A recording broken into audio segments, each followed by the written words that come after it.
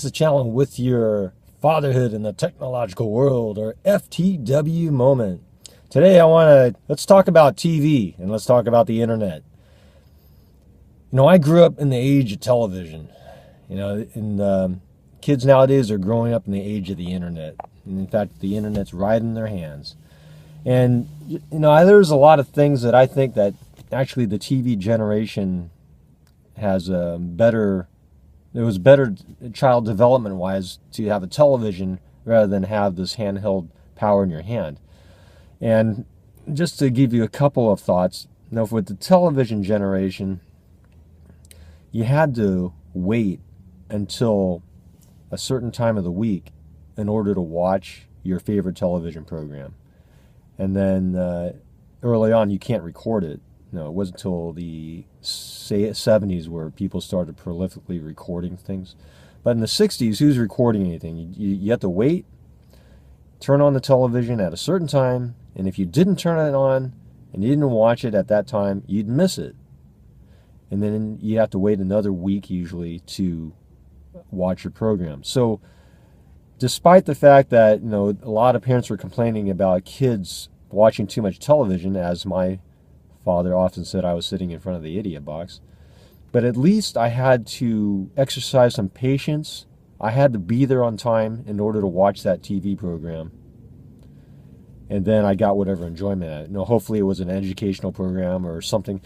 There was a lot of good programming in terms of just American history, whether it came through a movie or otherwise. You learned a lot about World War II history and just historical figures in general by watching some of the movies.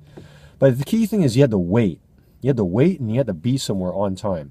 The problem with today's handheld technology is you get anything you want at any time. And I believe that, with kids, if they are inundated with this, they're going to grow up to believe that they should be able to get anything at any time.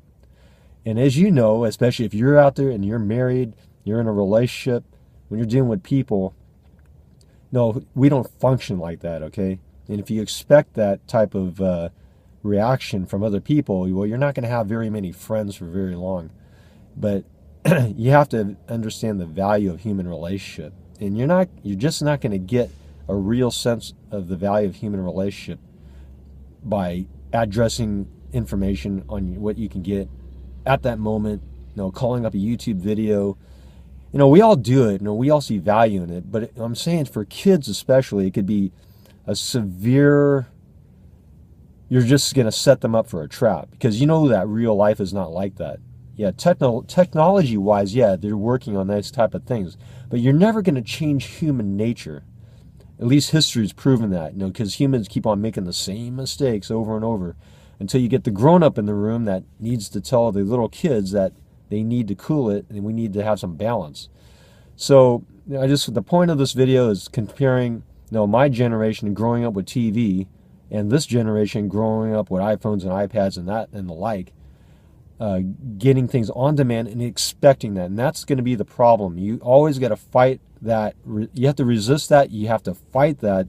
You have to help control that as a parent by setting up routines in the house where they are doing chores, where they are setting limitations on when they're supposed to access that technology.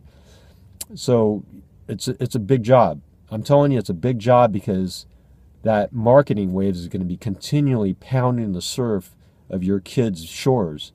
And you, as a parent, have to set up the defenses, and that's a big job. Do not underestimate it. Otherwise, I believe you're setting your kids up for failure. Emotionally, expectation-wise, just as a human being. You got to stay in there and do your job. So this is challenge with your FTW moment, and I'll see ya on the next video.